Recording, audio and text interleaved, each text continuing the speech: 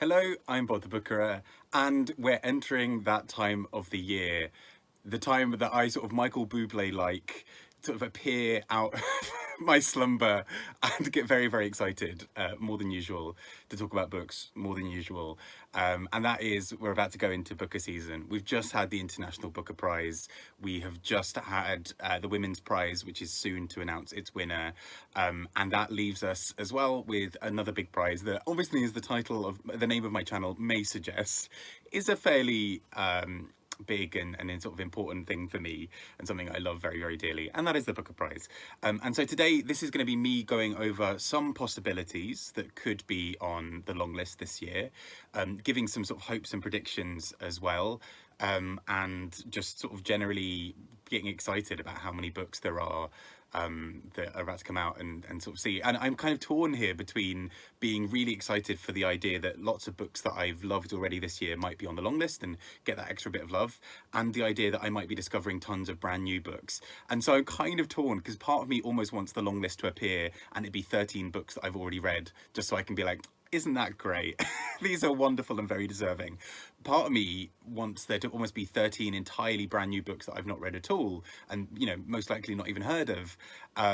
Hopefully it'll be somewhere in the middle, but we shall see. And just a quick note before we start with this, in terms of how I'm going to try and go through this. I've got my little notes.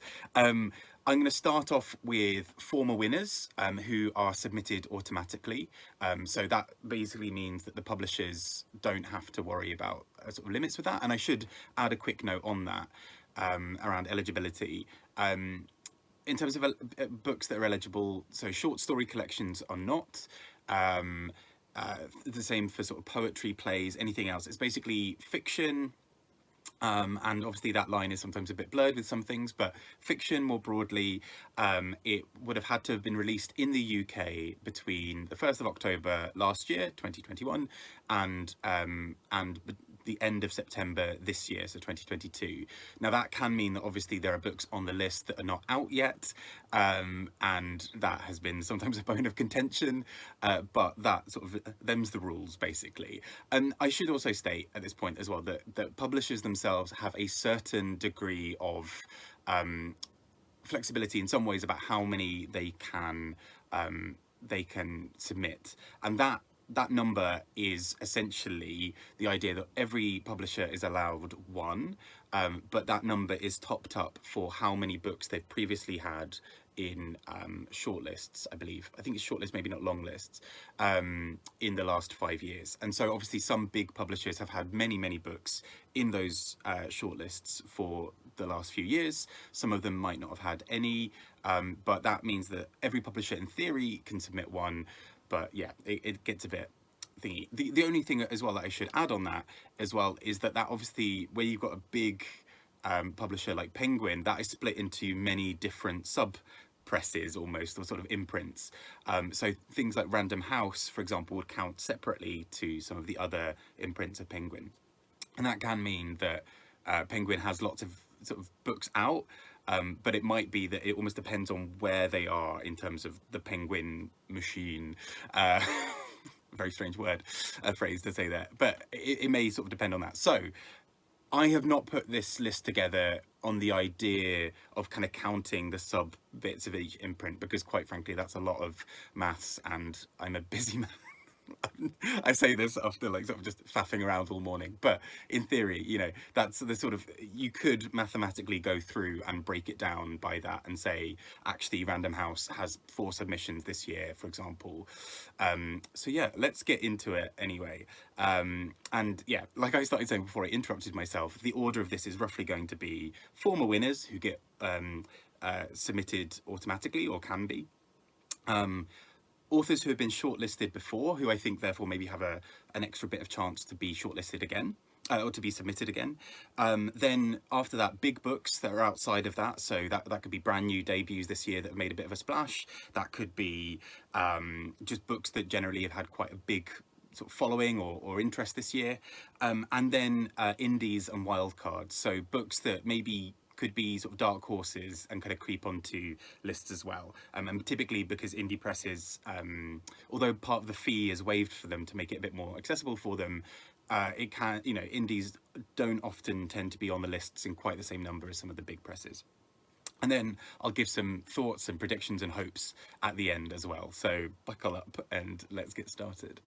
I just also wanted to tack on a quick note just around eligibility as well, actually, before I forget. So you may notice that there are some books that are missing from this. That may be, you know, that have been big releases recently. Some of those are books that we might not necessarily know about for various different reasons. So sometimes that's that the US date was sort of pre-eligibility for this year, and the UK date is within the eligibility, but depends on how the publisher sits. It's a bit of a weird, I still can't fully get my head around it, but it might mean that if it's technically a UK imprint, it might not work. So the word on the street, as it were, appears to be that Love Songs of W.E.B. Du Bois by I've forgotten the author's name, it will be on screen, is not eligible for this year, potentially, because it's a UK imprint that would have published it in the US before its eligibility for this year.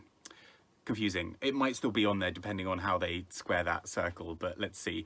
I should also mention that authors like Ali Smith have generally asked for their books to not be submitted as well. So even though Companion Piece by Ali Smith is eligible this year, Ali Smith may have also just requested that it's not submitted, for example. And I should say as well that I'm getting a lot of this information on what is eligible or not from a really helpful guide that has been created on Goodreads and on Listopia and a few other places that I will link to as well. And I've kind of been using this to sort of weed out some of the books that I thought were eligible but maybe won't be as well.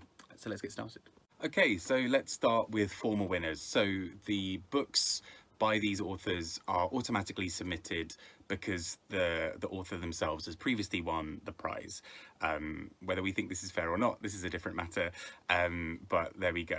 So just to quickly start us off, one of the big ones that I think is probably fairly expected, given that he only won it a couple of years ago, is Young Mungo by Douglas Stuart, a book that I absolutely adored.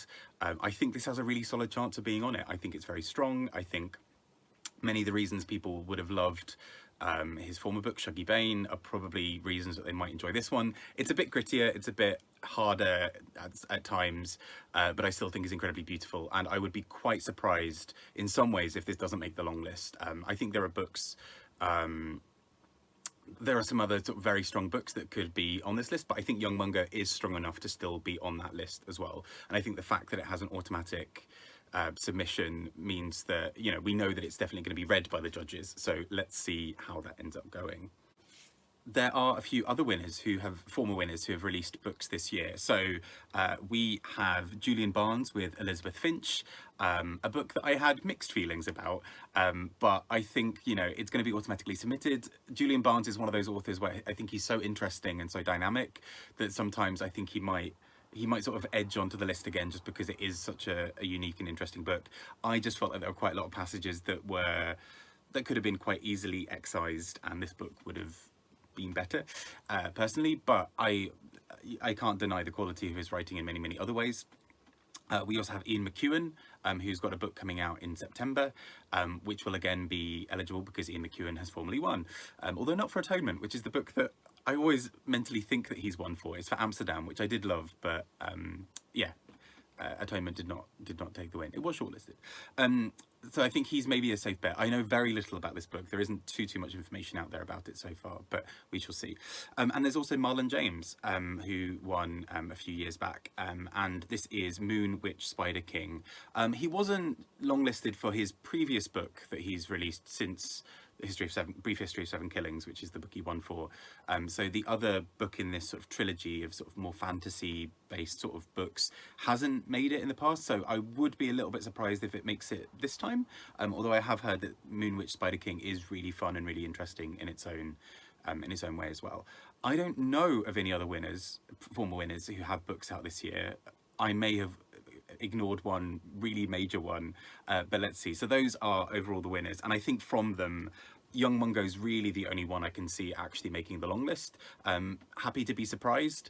Obviously we know nothing really about Ian McEwan's book yet, but let's see how that one goes. And then we come to authors who have been shortlisted or longlisted in the past, and therefore it's fairly likely that their publisher might put them forward. Again, it's always a difficult thing to work out whether a publisher would want to submit a brand new book that hasn't had as much of an audience, or to go for an author who is maybe more likely to make a shortlist based on the fact that they're an author that seems to be quite beloved by prize juries.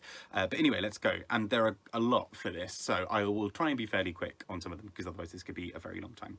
So we have one of the bigger books of the year, I think, To Paradise by Hanya Yanigahara.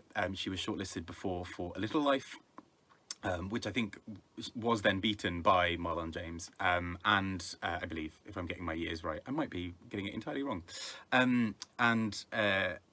This book, I think, is a really interesting book. I mean, I loved it.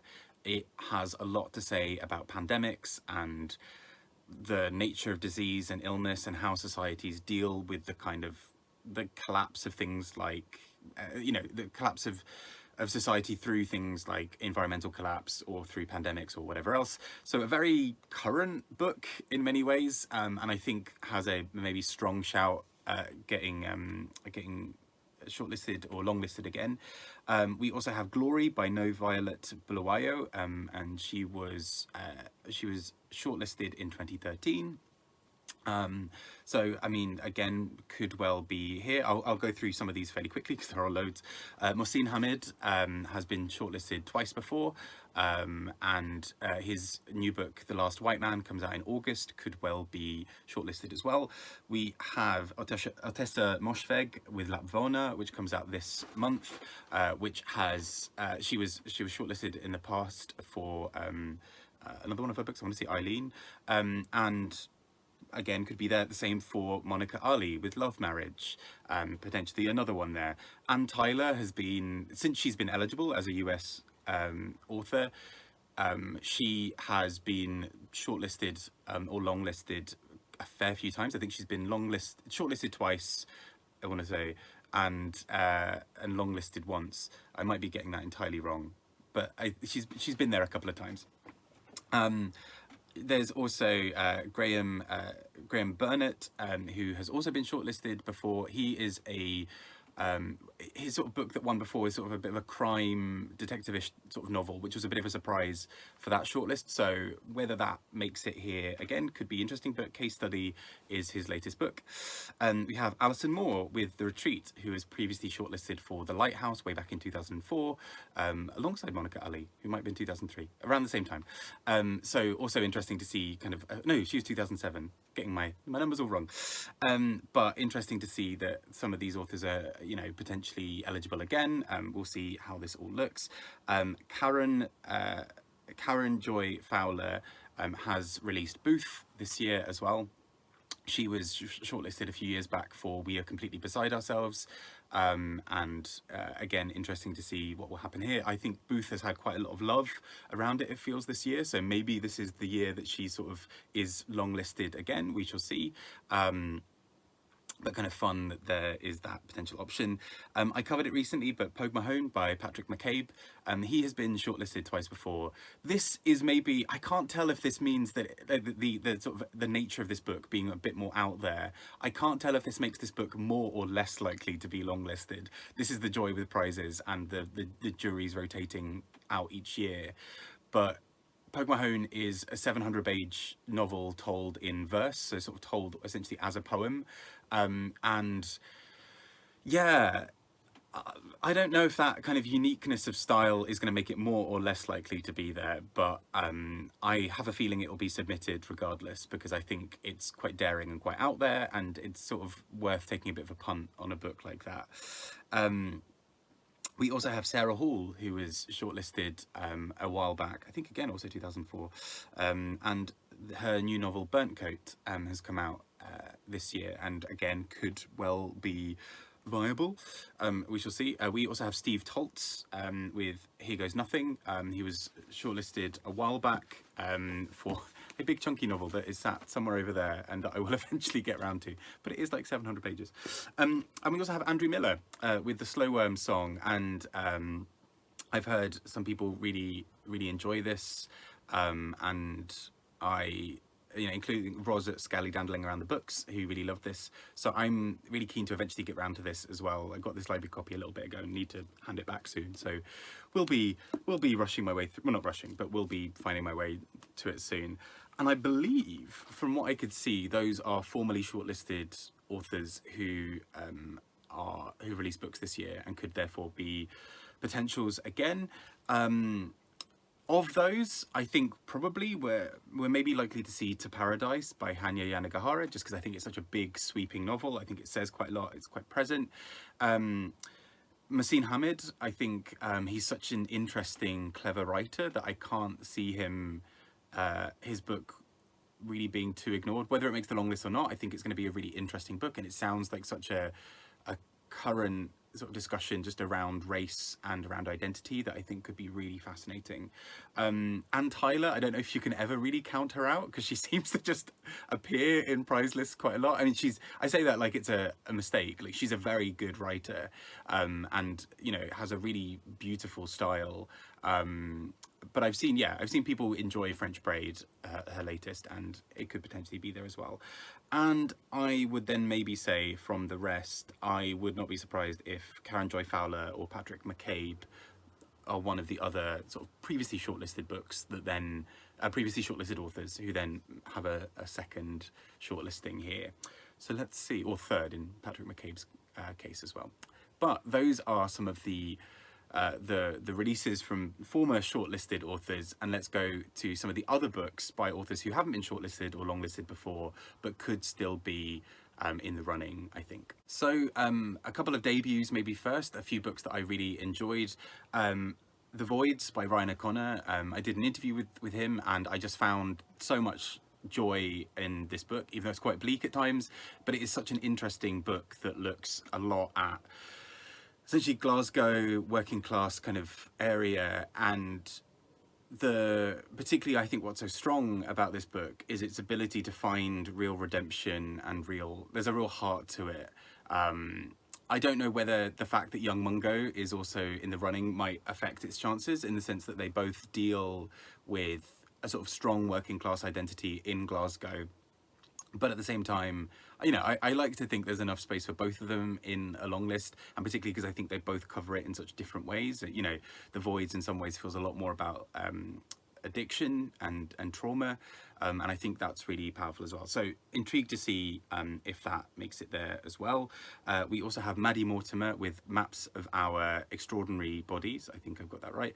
And I loved this book. I thought it was brilliant. I thought it was so inventive and clever and funny and heartbreaking and everything. And it's despite being, I think, about 400 or 500 pages, I tore through this. I just thought it was absolutely beautiful, really incredible, really powerful, so thoughtful. And yeah, I just really loved it. We also had Violets by Alex Hyde, which I really enjoyed. It's sort of telling the story of two women, both called Violet, sort of who interact with each other quite a lot. Their sort of lives mirror each other in quite a lot of interesting ways, and I thought this had a lot to say about, again, sort of inner lives of women and the way that some of those stories are told in a really profound and interesting way. Then we have a few other big hitters, so to speak, of sort of books that have made a fair bit of a splash this year for various reasons. So we have big name authors like Louise Erdrich with The Sentence. I'd be a little bit surprised, well no, I would and I wouldn't be surprised if this made it. I think it's a good book. I think it's worthy of being on a long list for the Booker. I just don't know if it's going to get squeezed out by a lot of other really big books this year, but still it's technically, I think, in the running, so we shall see if this makes it. Emily St. John Mandel has released a new book this year as well, The Sea of Tranquility, and although I really enjoyed it, I've heard a few people sort of say that some of her other books were better and those didn't make the long list, so we'll see. But yeah, Sea of Tranquility potentially in the running as well, and again dealing with a pandemic or pandemics more generally, time travel and health, and again a very current book in many ways. So I wonder sometimes if that sways things, a book that feels very of its time versus a book that maybe could have been released 5 years ago or could be released in 5 years time, and it has a different appeal perhaps. never really know with all these things. We also have Claire Keegan's Small Things Like These, only 100 pages long or so, but a really interesting book that deals a lot with the Magdalene laundries in Ireland. And I think it's so profound and so beautiful in such a short amount of space that I think it maybe could be up there. Who knows? But and you know, lots of people have loved it. But again, it's up to judges. And I mean, I wouldn't be surprised if it made it. I think it has a strong shout, but we shall see. There's also Audrey Magee's The Colony, which I loved. I thought was a really clever book that has a lot to say about identity, about place. Particularly, again, some sort of quite pressing issues around what makes you who you are, what are borders, what's the purpose of borders, and all those sorts of things, and particularly around language and your sort of connection to it. So really, really beautiful, and I loved this so much, and I think it may have a good chance of being on the list, and sort of is one of my personal picks, I think, if I were a judge. Although I guess they've also read like 150 or so books or whatever it is for this prize over quite a short period of time. So sometimes it's books that are really just dynamic and stand out in various ways. And I hope this book is one of them, particularly as the writing style is sort of very, you know, sort of short lines and sort of zippy in that sense. So let's see. A few other big books from the last sort of bit of time that will be released within the eligibility window.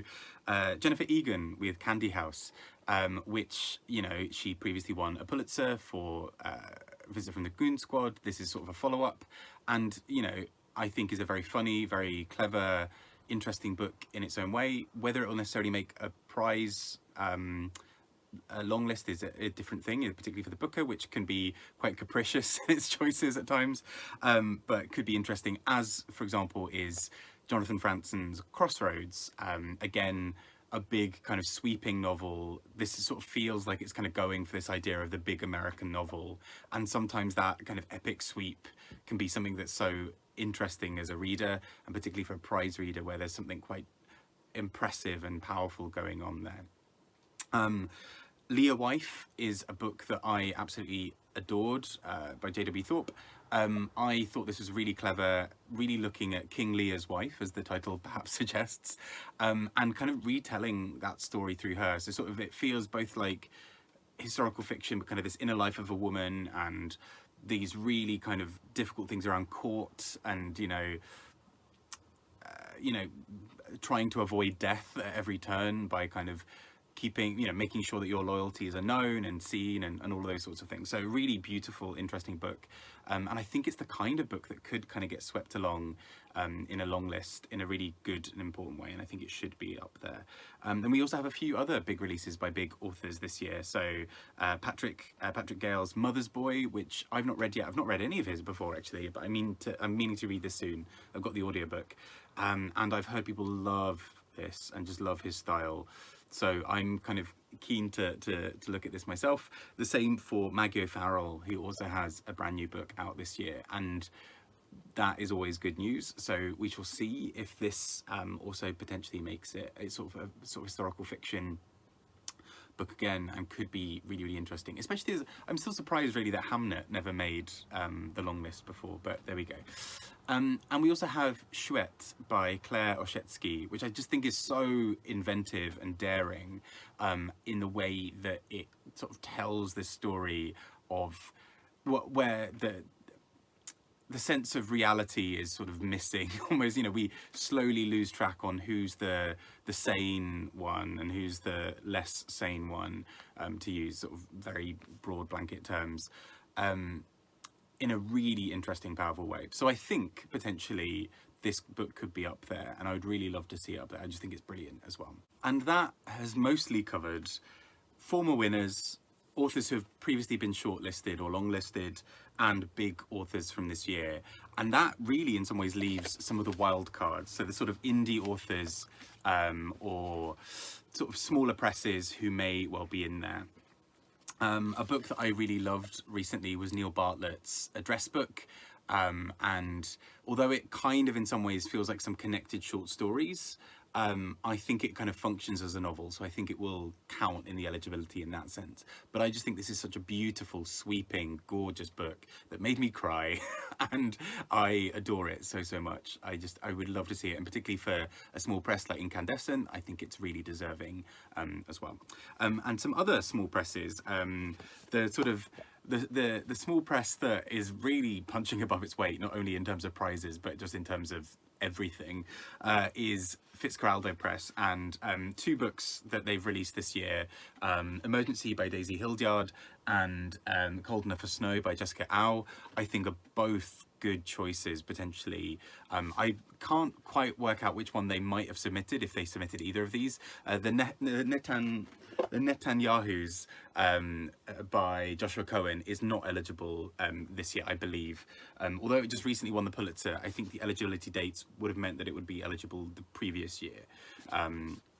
But Cold Enough for Snow, a really beautiful meditation on mother-daughter relationship. It's only as well about not even 100 pages. Really gorgeous little book, and I think could be a really interesting addition to the list. An Emergency, which, as the title suggests, has a sort of slight climate panic aspect to it. So yay. But again, very pressing, could be really interesting. I've not read it yet, but I've heard really amazing things about it. So I think this may have a shout. We also have a few other indie presses who have been really just releasing some gold this year. And again, not ones I've read, but really excited to. So The Deloriad by Missouri Williams, which just sounds wild. And I am so keen to finally read. I've been meaning to read this for the last few months since it arrived, but gorgeous sort of book by Dead Ink, and I've just heard really amazing things about it. We have Ghost of Spring by Lewis Carrasco from Epoch Press, and I think again could be an interesting one in there. I've heard it's not been as well read because it's, you know, small indie press, but has been very much beloved by the people who have read it, so could well be there. And I wonder if we will eventually also see some of these other presses who I keep on wondering if they're going to get on there, like Cypher Press. But we've also got 404 Inc. with The Arena of the Unwell by Liam Connerman, a sort of very sweaty mosh pit kind of like book, but again has some sort of things to say as well about healthcare and a few other bits. We also have Blue Woman by Jonathan Page from Weatherglass Books, who are sort of a new indie press. I think only started last year. So again, could be interesting to see if they get something out there as well. And just in terms of other wildcards, there have been a few books recently that were shortlisted for the George Orwell Prize for political fiction, and some of them are eligible this year, including Quen by Alice Albinia, which sounds fascinating if wild, and also Appliance by J.O. Morgan, which is sort of examining humans' relationship with technology and innovation and a few other things. So could be quite a fun wild card in there as well. And if it sounds like I've just rattled through about 1,400 books, I have. But let's bring all of those together now, and I'm going to say my predictions and my hopes, and those are slightly different lists, but there will be a fair bit of overlap. So first, my predictions. So these are the books that I think have a really strong chance of being on the list. Here's what I think will actually be on it. I am probably going to be entirely wrong. I was last year. I think I maybe got 5 of the 13 last year. But in fairness, that I think the Bobsphere had 6, and that was one of the highest I saw. So there we go. Young Mungo, I think, is a really strong chance. Has a really strong chance of being on there. I would not be surprised. I'd be very pleased. I think it has a really good chance of being there. To Paradise by Hanya Yanigahara, I think, is also one that you can't really write off. I think it's so big and so sweeping. I know that some people have a bit of an issue with the second book of the 3 books of it, because I think it's a little bit weaker, but I think overall could well still be there. I think Andrew Miller, wherever I put it, with Slowworm Song could be a really good addition to the list as well. It just seems like such a beautiful lyrical book, as does Mother's Boy by Patrick Gale. These 2 books I think both just sound like they just have a real quality to them that I think will bump them up people's lists. I think Mohsin Hamid's book, The Last White Man, again, he's got a good track record of being shortlisted, but I also think he's just such a quality writer that I think it could be really interesting to see it on there, particularly as it sounds like such an interesting and pressing book for our times. I think we might also see The Colony by Audrey Magee make the list. I would love to see this on it as well. I think it's such a beautiful and interesting book, but I also think because it's so pressing and so of this moment, I think the judges almost don't have any option other than to really strongly consider this book. I think it's just such good quality, and I would love to see it be on that list. I also think of the Fitzcarraldo ones I mentioned, because I do think one of them might make it on. I think it would maybe be Cold Enough for Snow. I think it's so beautiful and lyrical, and it's so short, but it really sticks in your mind. So I'd really love to see this on there, and I think it's just such a brilliant and exciting book as well in its own way. So those are the sort of the 7 on this list that I'm probably a little bit more confident about. And then the next ones I'm fairly confident on as well, but I think we shall see. The maps of our Spectacular Bodies, I think, by Maddie Mortimer, also has a really good chance of being there. I just think this book is so brilliant, but also daring and inventive enough that I think it's quite memorable. If you're reading up 130, 140, maybe 150 books for consideration for a prize, a book that sticks out a bit and plays around on the page with things is maybe one that you're going to remember and think about a little bit more. So I think this book, as well as being very deserving, also maybe has an extra leg up on the competition, perhaps because of that. And I would really love to see it on the long list as well. I think Violet by Alex Hyde is a really interesting and intriguing book and could well make it as well, as could, I think, Chouette by Claire Oshetsky. I think it has a really good shout of being there, and I would love to see it there. One I'm less confident about, but would really love to see on there as well, is Leawife by J.W. Thorpe. I just think it's so incredible and so dense and difficult to read at times in a really beautiful way. I think it's so clever and so brilliant as a book, so I'd love to see it. We also have Anne Tyler with French Braid. I don't think you can kind of keep Anne Tyler down, really. She's just a really quality writer, and I think she could well be on there. I think Ryan O'Connor's The Voids has a decent chance too, just because I think it's such a clever book, and I think it's not only sort of lyrically very beautiful, but also it sort of really hits you sort of here. You know, it's a really powerful book. So I think maybe a good chance there. And I think that maybe takes me to 13. I think last year I almost feel like I cheated as well, because I think I ended up on about 15. I'm going to try and be good this year with my predictions being 13, and damn the consequences, but those are the ones I think could make it. But I'm also very aware that this list of 13 books is largely quite big releases, largely releases from just the UK and the US, with a few exceptions. Or very few exceptions, really, if any. And I'm aware that that also massively misses out big areas of exciting literature from, for example, India, or from various African countries as well that are not on this list. And so those could also be there as well. I realise that that's a massive sort of blank spot in my knowledge as well, so would really love to hear your thoughts on ones that could also be on there that I've not even considered. And again, please do look at the list that's been created. I think it's such a great resource to kind of see what's eligible and what's not, and to give a chance to vote on them as well. In terms of my own personal preferences, I think my predictions and my preferences overlap a bit, or a fair bit. Almost all of them, I think. I would maybe take out a couple of books, maybe French Braid by Anne Tyler, and put in Neil Bartlett's Address Book. I love that book. I would love to see it up there. I think it's just such a brilliant, brilliant thing. I would also maybe consider adding in Ian McEwan. Depends on the quality of his book. His last few books haven't necessarily worked for me, so I don't know whether this will be sort of back to former quality of his work, but we shall see. And I'd also just really love to see something really left field, like the Deloriad, just be on there. I'd love to see that, or something from Cypher Press, just a small indie press having a really interesting, quirky book that nobody expected, kind of like An Island last year. So we shall see. Anyway, those have been my rambles about the books on this year's list. I'd love to hear your thoughts. Please do let me know what you predict will be on there. If you think that there are books that I've completely missed out that I don't even know about, that would be great as well. And yeah, let's look forward to booker season starting up once more. We should find out in July. Until then, I've been Bob the Booker. Take care and speak to you all soon. Bye bye.